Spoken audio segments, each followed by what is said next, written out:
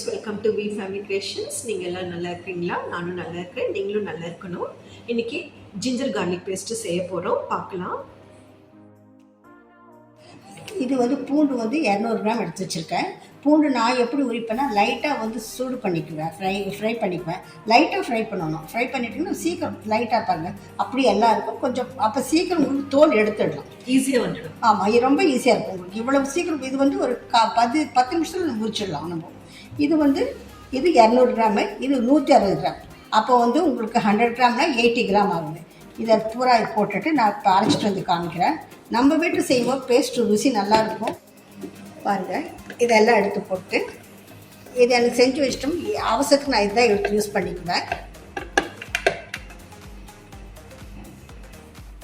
இப்போ இதில் அப்படி நீங்கள் அரைக்கும்போது ஒன்று வினிகர் ஊற்றிக்கலாம். நான் வினிகரெல்லாம் ஊற்ற மாட்டேன், நான் வந்து எண்ணெய் ஊற்றிக்குவேன். இந்த எண்ணெய் ஊற்றும் போது உங்களுக்கு என்ன ஆகுனா சீக்கிரம் நைஸாகும். பார்க்கும்போது அவ்வளோ நைஸாகும் உங்களுக்கு. நான் அரைச்சிட்டு வந்து காமிக்கிறேன் பாருங்கள். இவ்வளோ எண்ணெய் இருக்குது, நான் கொஞ்சம் தான் ஊற்ற போகிறேன் பாருங்கள். இவ்வளோ தான் ஊற்ற போகிறேன் பாருங்கள். அரைச்சிட்டு வந்துட்டேன் பாருங்கள், ஒன்றுமே ஒட்டல பாருங்கள். அந்த எண்ணெய் ஊற்றுறதுனால உங்களுக்கு பாருங்கள், நான் எடுத்து காமிக்கிறேன் எவ்வளோ நைஸ்ன்னு பாருங்கள். பார்த்தீங்களா எவ்வளோ நைஸ் பாருங்கள், திரியெல்லாம் இருக்காது உங்களுக்கு அது மாதிரி எண்ணெய் ஊற்றும்போது. இப்போ நீங்கள் அதை ஸ்டோர் பண்ணி வச்சுட்டிங்கன்னா உங்களுக்கு தேவை பாருங்கள், லட்டாட்டம் விழுது பாருங்கள். அந்த பூண்டு உரிச்சதுனால உங்களுக்கு அதிகப்படியாக இருக்கிற தண்ணி போயிடும். நீங்கள் எவ்வளோ நாள் வச்சுட்டாலும் 6 மாதம் வச்சிங்கன்னா உங்களுக்கு கிடையாது. ஏன்னா நாங்கள் இருந்த ஊர் குல்பர்காவில் முஸ்லீம்ஸ் எல்லாம் இப்படி தான் செஞ்சு வச்சுக்குவாங்க. அப்போ கற்றுட்டு தான் நான்